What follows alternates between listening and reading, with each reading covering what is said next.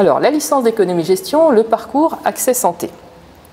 Ce parcours Accès Santé est un parcours non sélectif qui a comme objectif de diversifier le recrutement dans les professions médicales, donc en médecine, en pharmacie, en odonto et en maïeutique.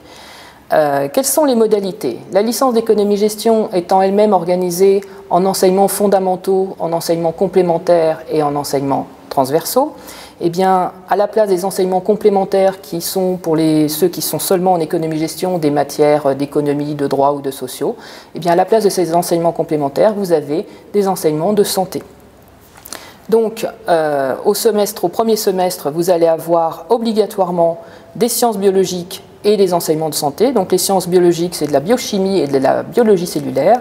Et en santé, vous avez un premier enseignement autour de l'histologie, l'embryologie et l'anatomie, et un deuxième enseignement qui est une introduction aux médicaments. Ces deux groupes d'enseignements sont obligatoires au premier semestre. Ensuite, vous avez deux autres unités d'enseignement qui peuvent être prises au deuxième semestre si vous souhaitez passer devant le jury des professions de santé à la fin de l'année, ou qui peuvent être réparties sur ce deuxième semestre, la deuxième année ou la troisième année.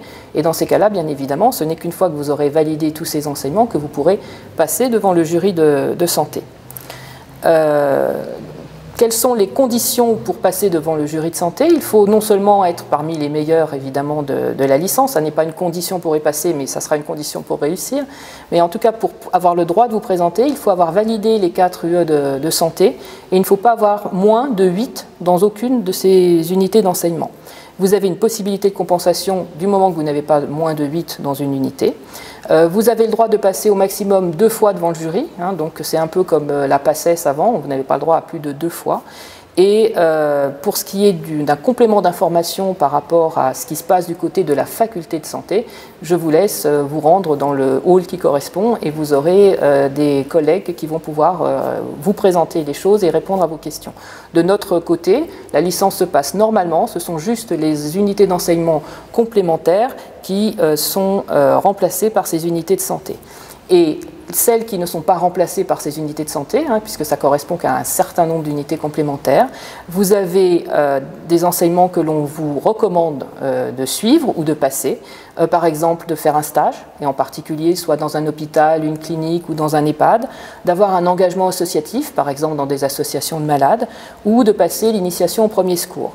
Bien évidemment, donc ça permet en fait d'avoir de pouvoir mieux défendre votre cas, si je puis dire, devant le jury santé. Bien évidemment, vous avez, si jamais vous vous êtes trompé, on a le droit de se tromper, à 18 ans, on ne sait pas forcément ce qu'on veut faire, eh bien vous pouvez rattraper le parcours d'économie-gestion standard, soit dès le deuxième semestre, soit en deuxième année, et vous suivrez une licence d'économie-gestion absolument standard.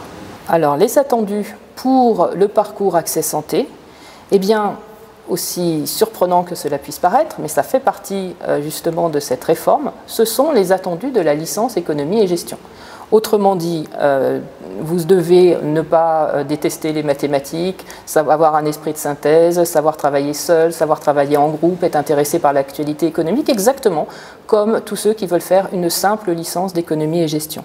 Et du point de vue du classement sur Parcoursup, les candidatures sont classées en fonction de ces attendus économie-gestion. C'est-à-dire qu'on ne prend pas en compte le fait que vous souhaitez participer au parcours Accès Santé, on le prend d'autant moins en compte qu'on ne le sait pas. C'est-à-dire que quand vous candidatez sur Parcoursup, vous pouvez candidater soit que dans le parcours éco-gestion standard, soit que dans le parcours Accès Santé, soit dans les deux.